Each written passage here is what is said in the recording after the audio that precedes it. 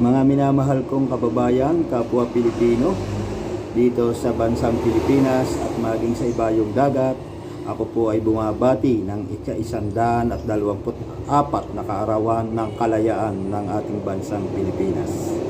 Lahat po tayo ay nagdiriwang tuwing ika-12 ng Hunyo, taong 2022. Sa panahong ito, sa araw na ito, atin pong ipinagdiriwang ang Araw ng Kalayaan. Ito po ay nakamit natin mula sa ating mga bayani, bunsod ng kanilang sipag, tapang at tiyaga na ipagtanggol ang ating bansa laban sa mga dayuhang mananakop. At ito po ang isa sa mga inaalaala natin. Sa panahon din pong ito, atin pong inaalaala ang kabayanihan ng lahat ng mga OFW na nagdadala ng ikangay kapakinabangan sa income ng ating bansa. Ganon din ang mga magsasaka na walang ikangay pagod, walang kapaguran na gumagawa at nagtatanim ng mga pagkain para magkaroon ng mabuting kalusugan ang bawat mamamayan. Sila po ay maituturing ding bayani sa makabagong panahon. Dito po sa susunod na video ay matutunghayan ninyo ang iba't ibang kaparaanan ng pagdiriwang at pag-alaala sa Araw ng Kalayaan. At dito rin po ay matutunghayan ninyo ang pahayag ng ating susunod na Pangulo ng Bansa, Ferdinand Bong Marcos, hinggil sa usaping pang-teritoryo o pagtatanggol sa ating bansa. Kaya tapusin nyo po ang video na ito dahil napakarami po ninyong matutunghayan na mga mensahe mula sa ating mga kababayan. Ganon din ang mensahe susunod ng ating bansa. Maraming pong salamat. Ganda.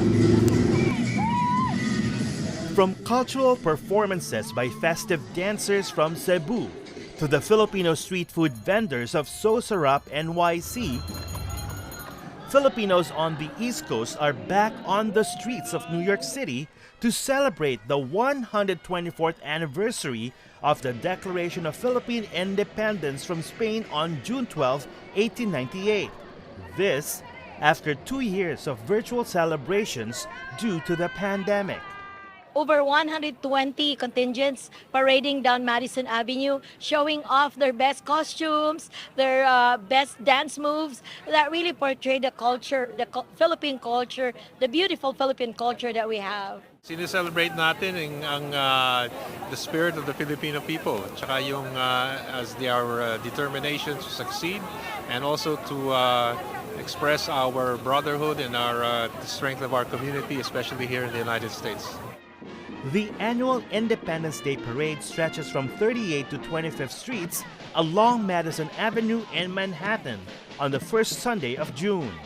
Ang kalayaan natin ay kailangan nating alagaan hanggang sa tayo maging malaya sa galit, malaya sa kahirapan, malaya sa gutom, malaya sa abusong ng may mga kapangyarihan. Supporters of President-elect Ferdinand Bong Marcos Jr. came in full force to celebrate their victory in the recent Philippine presidential elections. Ang unity po ay pagkakaisa ni Sara and BBM! Marcos supporters look forward to the fulfillment of the incoming president's campaign promises. I know that most Filipinos back home are suffering right now, so economic recovery is the most important thing to be taken care of. The parade's finale turned into a peaceful protest as dozens of anti-Marcos activists dressed in black burst into chants. Never again!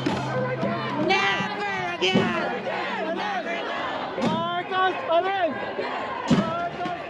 Some protesters say they are still reeling over the results of the elections.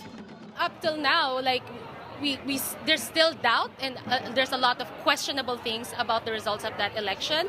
So we have the right to protest and question those results. We're already seeing the state repression of the protesters outside of the proclamation of Marcos in the Philippines. We can only expect further repression.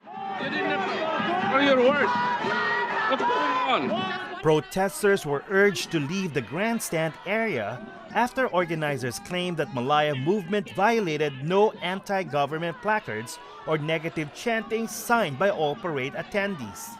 This is Independence Day is a celebration. Nobody should use this as a protest march. Protesting is a way to push back. Protesting is a way so that we could put pressure on the government to do what is right. Marcos Duterte supporters are urging the organizers to ban the Malaya movement protesters from next year's parade. But prominent leaders of the Malaya movement told ABS-CBN News that legal actions may be taken if organizers attempt to violate their First Amendment right to free speech. Don Tagala, ABS-CBN News, New York.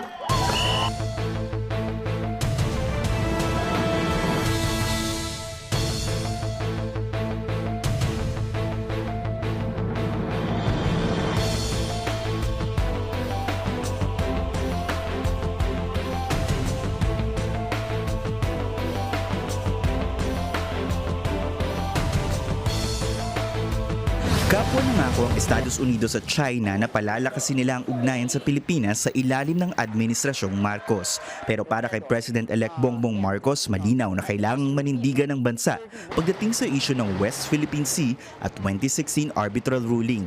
Considering in the West Philippine Sea that there have been these conflicts, we will not allow a single square, and we even make it smaller, a single square millimeter of our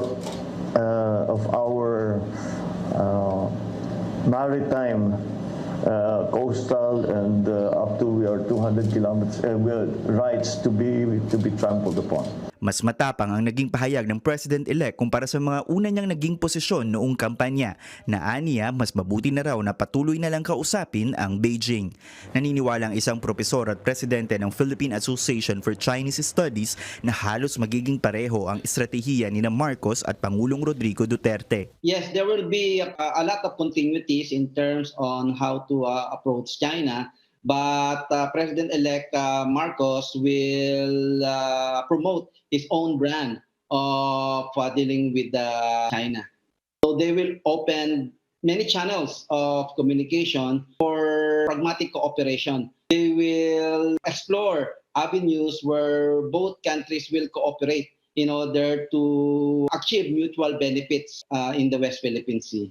Para naman sa isang eksperto, dapat mas maging klaro ang foreign policy ng incoming president.